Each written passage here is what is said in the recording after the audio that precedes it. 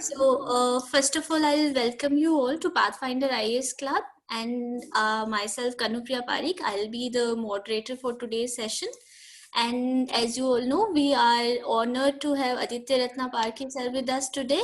He cleared UPSC CSC in 2016 and joined esteemed Indian Revenue Services.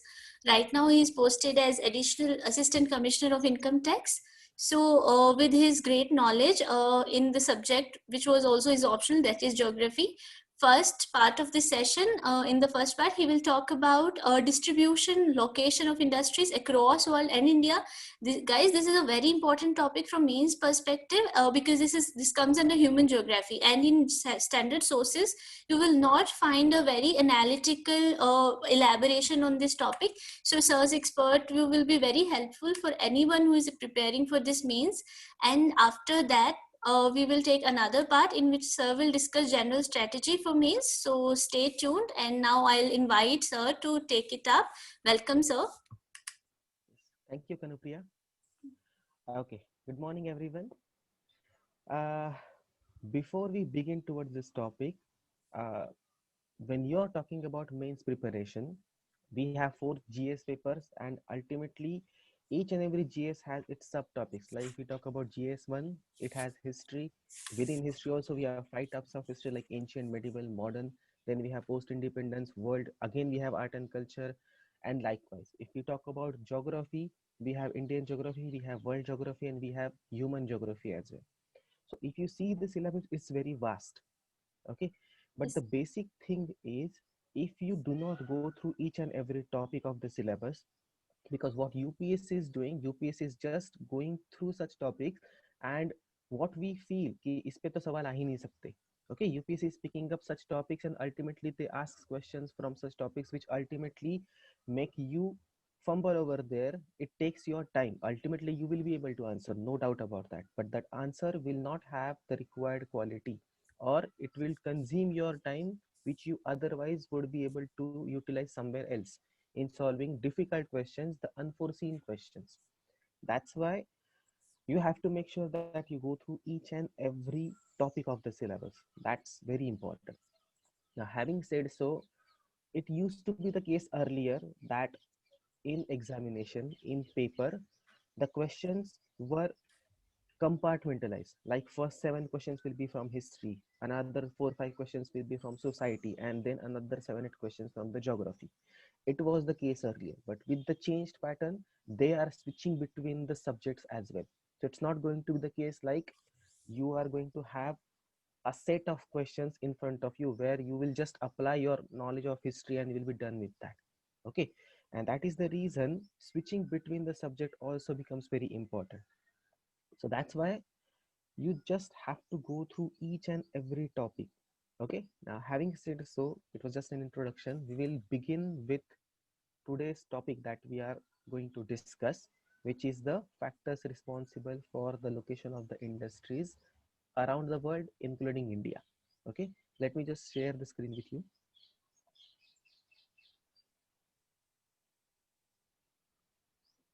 Okay, I'm not able to share the screen. Can you please allow me to share the screen, Kanupriya?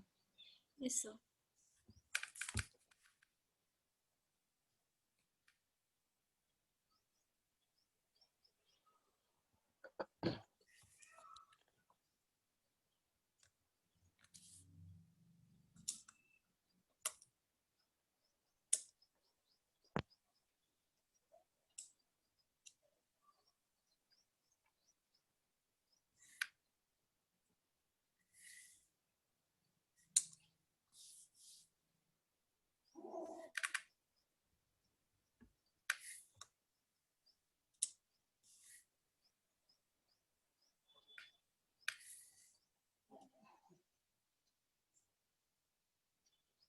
Yeah, I guess Kanupriya is facing some problem. Kanupriya, you can click on the 3 dots on the box and make Aditya host.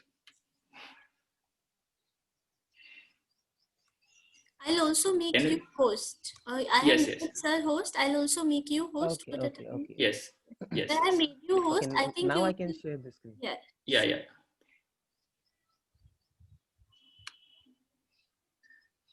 Okay, is the screen visible to you all now? Yes, sir, we can see. Yes. Yes.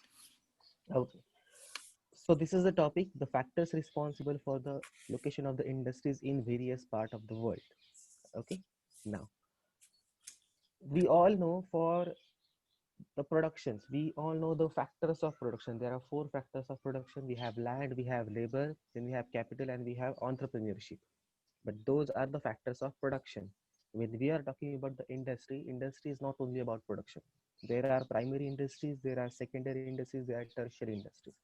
So when we are talking about industries as a whole, there are many other factors which ultimately determine where the industry will be set up. Okay, so it's a very complex thing. Why? Because many factors come together and ultimately give rise to any industry. Okay, so there are many factors. We will just divide those factors into geographical factors and non-geographical factors.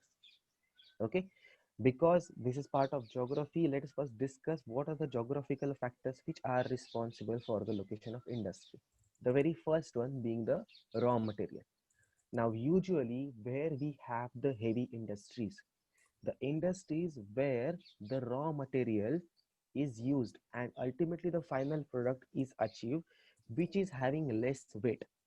Okay, these industries we call the input incentive industries, where we use the heavy raw materials. Like, let's take an example of iron ore, where you use the iron ore, but ultimately the steel that we produce is having less weight. And that's why such industries will be where? Located near the iron ores, simply because the transportation costs will be less for transporting the raw material. Okay, again, if we take example of sugarcane, in case of sugarcane, the sugarcane that is being extracted, okay, it's cut from the field, it is taken to the mills. Now again, it's a weight losing industry, and that's why the sugarcane industry is located where? Near the sugarcane producing areas. And that's why the availability of the raw material is one of the main factors in determining where the industry will be. If we take example of again iron and steel industry, there were different processes through which the raw iron was taken and the steel was made out of it.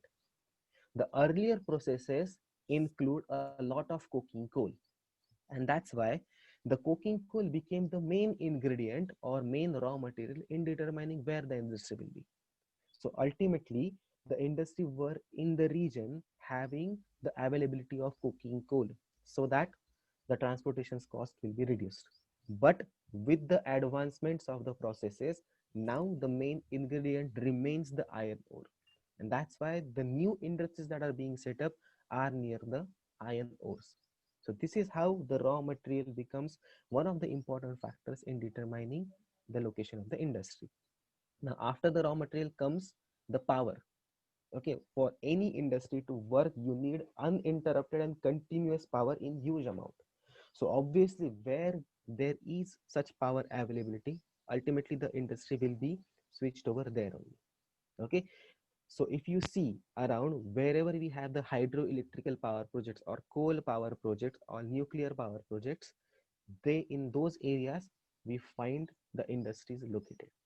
Then ultimately the labor, because it's one of the factors for production, and that's why where we have the labor, ultimately we will be having the industry setup over there. Then the transportation, because transportation costs are one of the major costs in determining how profitable your product will be, because ultimately the main focus of industries is what? Production, and ultimately earning the profits. So to maximize the profits, they try to minimize the costs. So transportation cost is one of those costs which the industries ultimately try to minimize. And that's why where you have a good transportation facilities like roadways, like railways, like ports, there the industry flourishes. So if we take example of Mumbai, okay, why Mumbai flourished in the British era? For a simple reason, it had the natural ports available. And that's why the cotton could be transported from one place to another within a small cost. And that's why transportation again becomes one of the main factors in determining the industry location. Then again, small factors like storaging and warehousing, where you have the facilities of cold storages, or where you have the market access, because ultimately all this production is going to the markets. And that's why where you have the markets available, ultimately the areas where the finished product is in the demand, those markets area will be having such kind of industries. Then again, land and soil, when it comes to the primary industries or the food processing industries, where you are supposed to grow something and you are supposed to process something out of it. Ultimately over there, land and soil and the climate and the water resources ultimately will come together in determining where you can have the industry over there or not. And ultimately the important point which many people forget is vulnerability to natural disasters.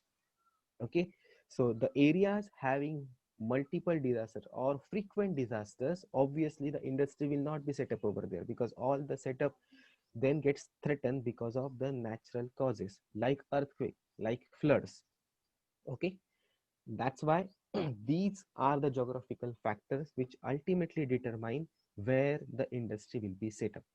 Now, having said so, it is not always the case that these factors, wherever you find, the industry will be set up over there, because these are the geographical factors. But industry is not present in the nature itself, it is a human activity. And that's why whatever that human beings decide or whatever that the government decides ultimately becomes one of the major factors for determining the industrial location. So let us understand the non-geographical factors. The very first one being capital.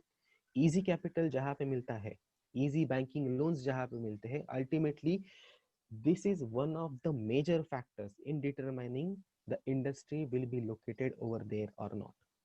Okay, so business friendly locations where you have the entrepreneurs who are ready to invest, or where you can easily find the loans, or where you can find people coming together to form cooperatives or public sector undertakings like that.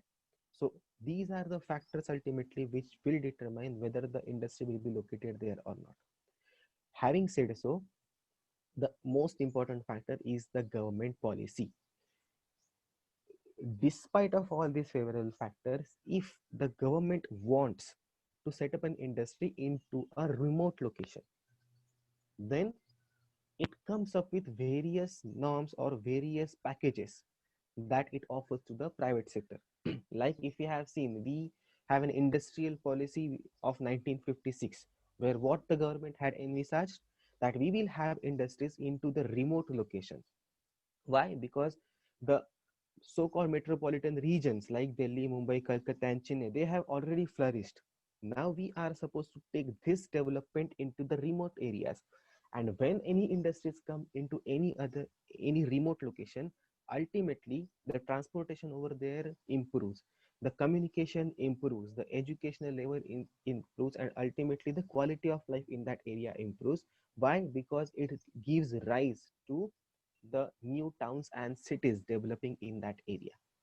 And that's why sometimes the government deliberately comes up with such policy to look at some industry in the remote locations. Now, what happens if we take example of Telangana? When the Telangana was formed, the Telangana government came up with many incentives towards industries, like the tax incentives. When you earn the profit, ultimately you are supposed to pay the taxes on it.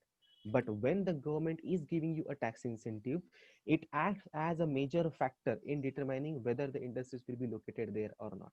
If we see, the Himachal Pradesh and Uttarakhand have a lot many pharmaceutical industries, because there were many incentives that were given to those industries in order for them to set up over there. And that's why the government policies again become one of the important factors, one of the important non-geographical factors. Then comes the pressure groups.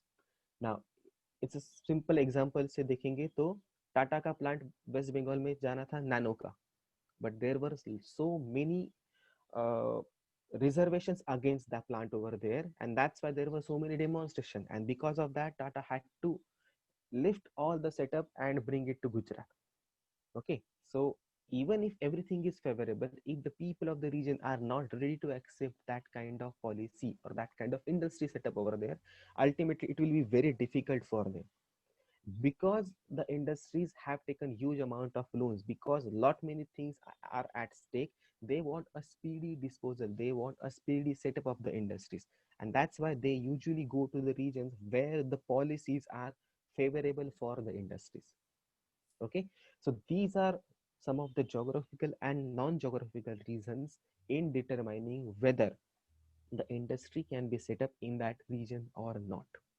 Okay, now this is a general discussion.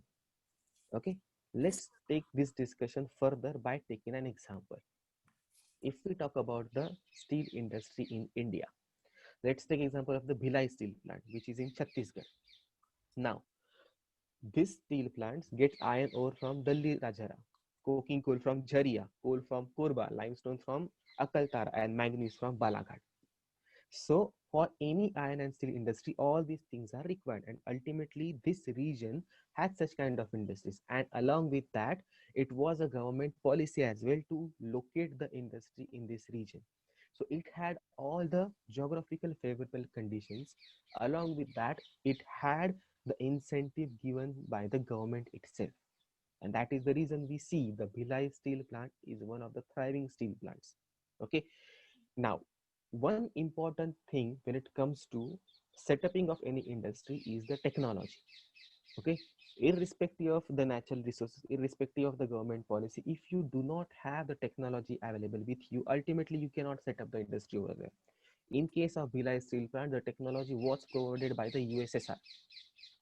Okay, so ultimately the technology also plays one of the important roles whether you can set up industry in particular region or not.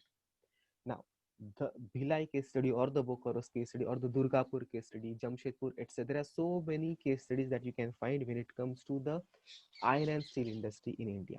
Now, why I am discussing this particular case study is because when you are writing your answer in the examination, all these points, okay, ultimately when anyone will study, obviously ये सब points हर कोई बताएगा, then what will make your answer different from their answer, which ultimately give you an edge toward them. This edge can be of half mark, 1 mark, 2 mark, like that. So in each question, if you are getting an edge of half or 1 mark, ultimately in 15 questions you will have a lot of edge. We have 4 papers, so ultimately you have a lot more edge than all the people. What makes it different is the case studies. Okay, writing answer in main sometimes becomes very simple because the questions are application oriented. If you have a basic knowledge which you have studied as a part of your preparation, you will be able to write the answer. But writing answer is different and getting marks is different, simply because what is expected in that question, you are not addressing that, or you are not providing the, or you are not able to substantiate your arguments further. Okay, and that's why the case studies become important. If we take example of USA, okay, so if the question is there about iron and steel industry again, and you are supposed to give a case study, or you are able to or supposed to substantiate the answer, if you can just draw the map and explain that why the Detroit has been considered one of the most thriving areas. It used to be, it is not no more, but it used to be one of the most thriving areas when it comes to the steel industries. So you can just draw the Appalachian mountains provided the coal field, the Michigan provided the coal, New York was a market. Okay, so because, and they had water from Ontario and Erie, and that's why the steel industry developed in this region. If we take example again of Bhilai steel plant only, it is given that steel plant requires dolomite, manganese, iron ore, coal, iron, etc., etc. So this region had all this available with it. So if you are able to substantiate what you are saying by drawing something, because geography is nothing but you are supposed to draw maps, you are supposed to draw diagrams in order to explain it. Okay, so through such pictorial visualization, it becomes easier for an examiner to understand what you want to say. Okay, so when you are supposed to give such a case study, you do not draw the map of India, वहाँ पे छत्तीसगढ़ को point किया, MP को point किया, झारखंड को point किया. You don't do that because examiner को पता है झारखंड कहाँ पे, भिलाई कहाँ पे, everything like that. But you just zoom in and you show the actual case study, जैसे बिलासपुर, रायपुर, भिलाई, दुर्ग, Balaghat, like that. So this gives an impression to the examiner that you actually have gone through this, you actually have studied this thing. Okay, so this impression itself carries importance in order to give you more marks. So it's an incentive for an examiner to give you more marks, and ultimately you are here to fetch more marks, and that's how you get qualified in this competitive examination. So in order to compete, you have to make yourself better than others. So make sure that when you attend the examination, Guys, you can, guys, keep yourself on mute. yes. So if you are supposed to make such kind of case studies, it will be very easy for you to explain things in a better way. Okay, now this was just an example of iron and steel industry, but there are many such industries. Now if you ask me the question, ऐसे कितने case studies करेंगे, because बहुत सारे होंगे. But ultimately, if you are going through the current affairs, there are many case studies which you can find through the newspaper itself. So as a part of current affairs, you can prepare. Then some of the major industries which are in news, just say sugarcane, if this is in news, so you can prepare about the sugarcane industry. Now where the sugarcane industry we have in India, we have it in Maharashtra, we have it in UP, and we have it in South India. Okay, so what are the geographical factors that have caused the sugarcane industries to flourish in these areas? We have historical factors, like the British Raj was doing what, the indigo plantation in UP, we had the cotton plantation in Maharashtra. So obviously when any farmer is used to the cash crops, while diverting from cash crop, it will divert from one cash crop to another, like from indigo to the sugarcane. Okay, so that's why we have a lot of industry, sugarcane industry in Maharashtra and Uttar Pradesh. Again, the climate, the kind of soil that is there also contribute to the rise of the sugar mills. Then we have the cooperative culture. Ultimately the industry, the sugarcane industry, is a cooperative industry in Maharashtra. So because of many factors, be it geographical, be it non-geographical, have given rise to sugarcane industry in Maharashtra and Uttar Pradesh. So such case studies, if you are able to collect, it will be able to justify your answer in a better. Okay, so you just try to see. I had taken this case study from the NCRT.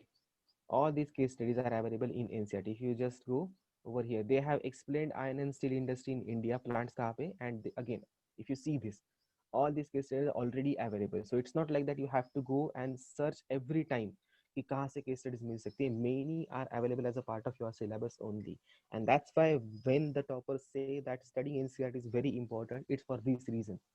Okay, many things are available within the NCRTs only, so you don't have to waste a lot of time exploring things on internet, which ultimately results into waste of time. So just try reading books, try sticking to the basic books, ultimately, so that you will be able to do things efficiently and effectively, which ultimately will benefit you in the examination. Thank Okay, you so much, sir. I think it was really very, very informative. So guys, can you see like how beautifully sir told you, like this is what is required out of you.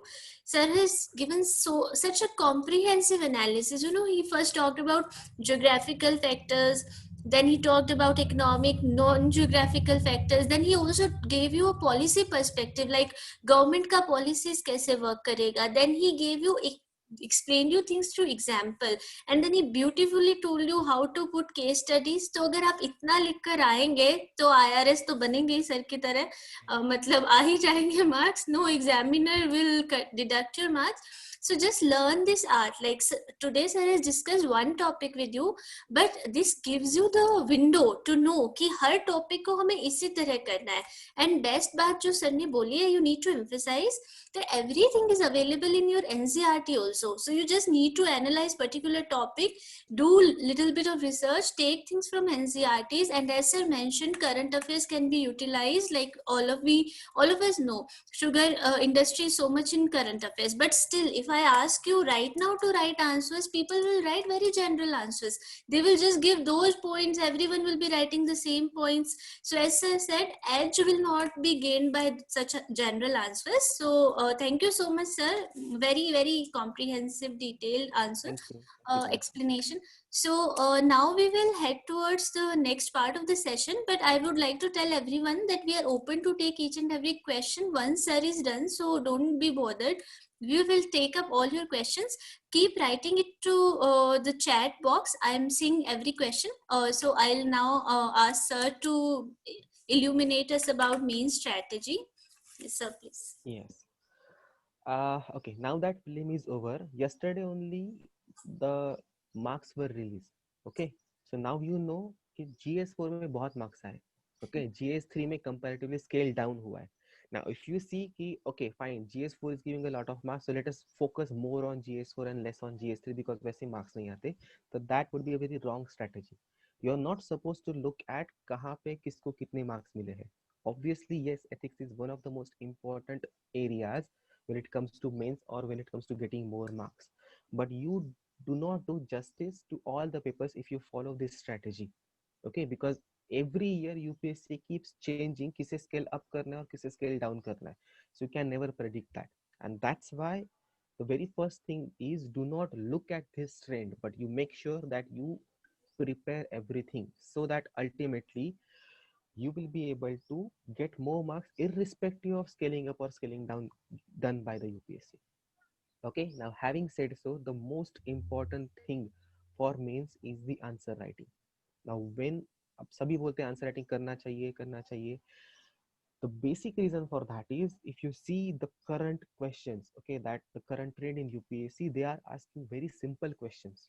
Even if you go today and write the examination, you will be able to write comfortably many answers, but the way they want you to answer, it's missing out of that, and that's why ultimately you do not get so many marks in the examination. So what you are supposed to do is, when you see any topic, when you see any question, or when you are supposed to write about something, you just make sure that you compartmentalize the answer, you prioritize your answer.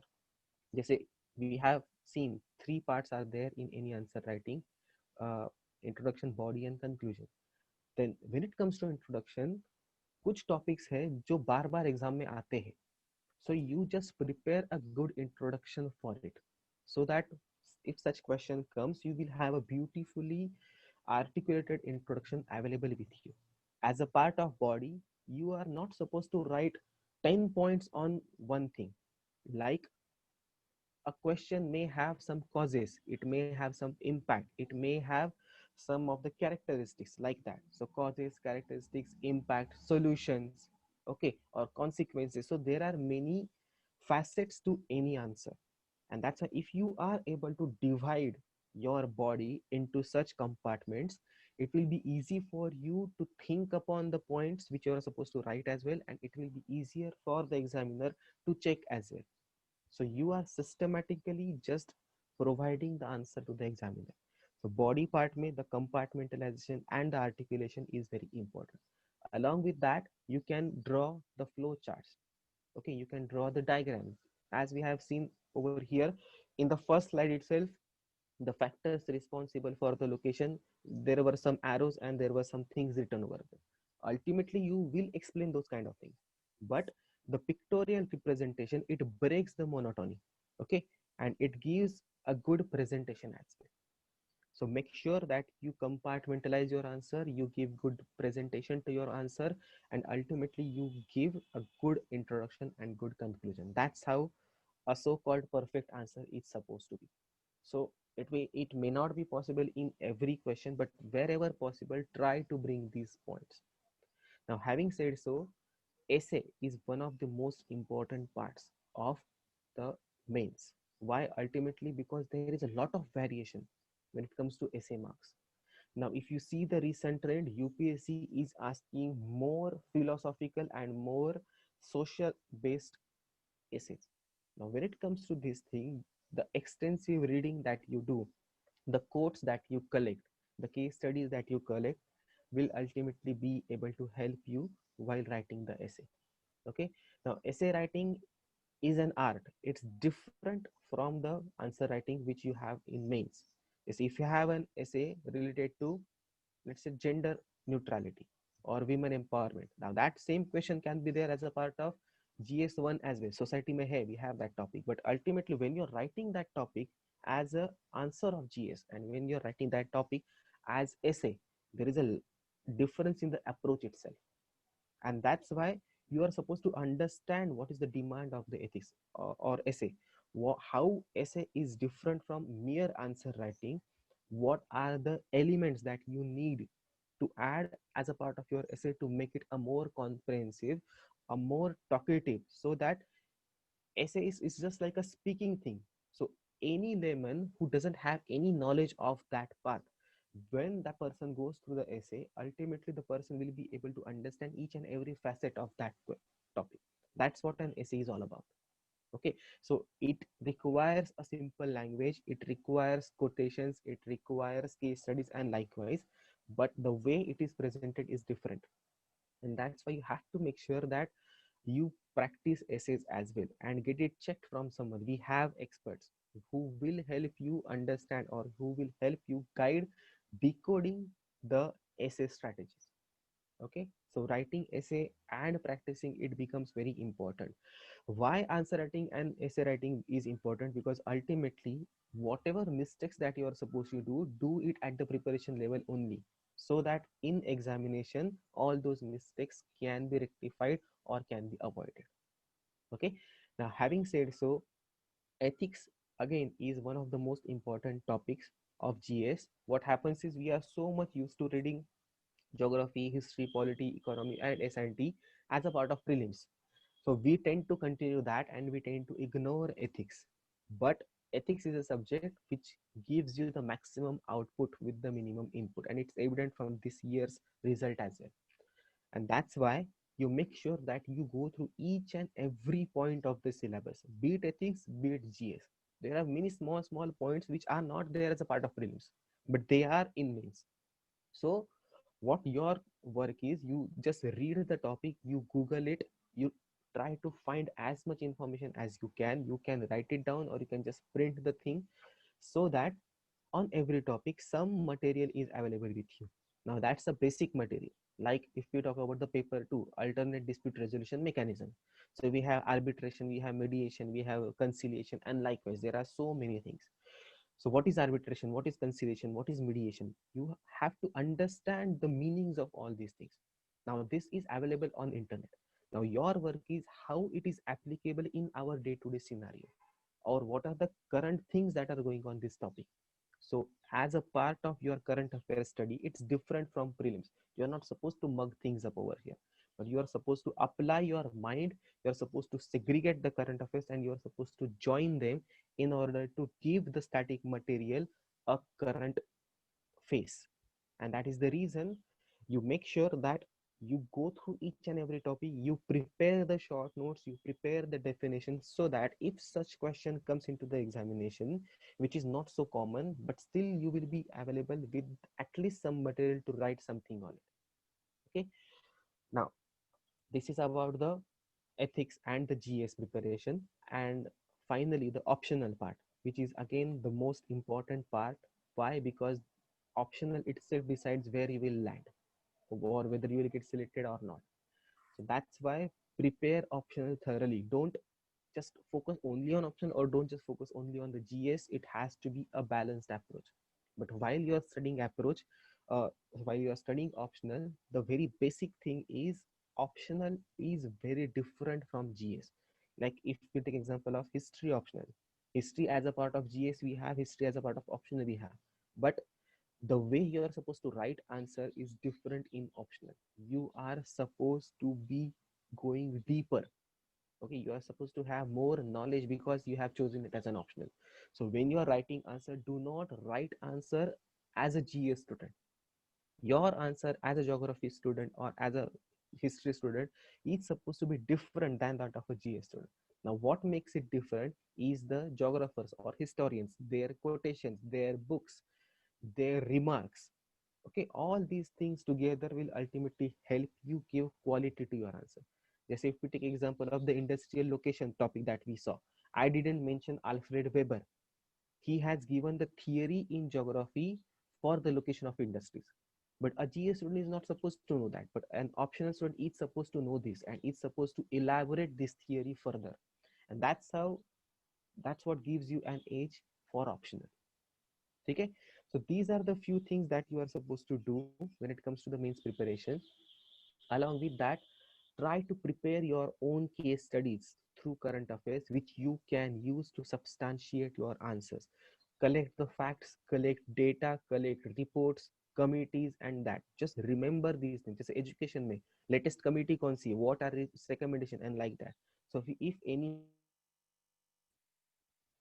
such committee is there, you are able to link it with the current, and that's how gives the impression to the examiner that you actually have studied something and ऐसे ही उठ के exam में नहीं आए हो. Okay, so this impression matters because over here you are supposed to having the sole target of maximizing your marks in the examination. And if you follow these things, these will help you at least make sure that you get above average marks in examination. And you need above average, you don't need the absolute marks. जैसे 10 में से 10 number नहीं चाहिए. If everyone is getting 5 and if you are getting 5.5, that's sufficient for you to get into the list. So you just focus on that. What gives you an extra edge over others? You just try preparing that thing. Okay.